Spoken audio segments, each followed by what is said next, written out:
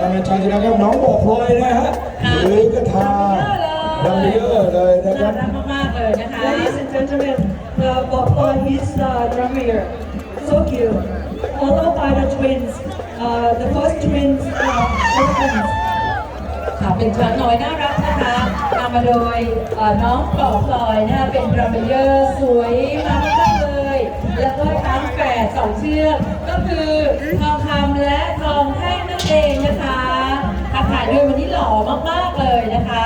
จากนั้นนะคะก็ยังมีช้างน้อยช้าง F4 เป็นช้างดาราที่มีแฟนคลับจำนวนมาก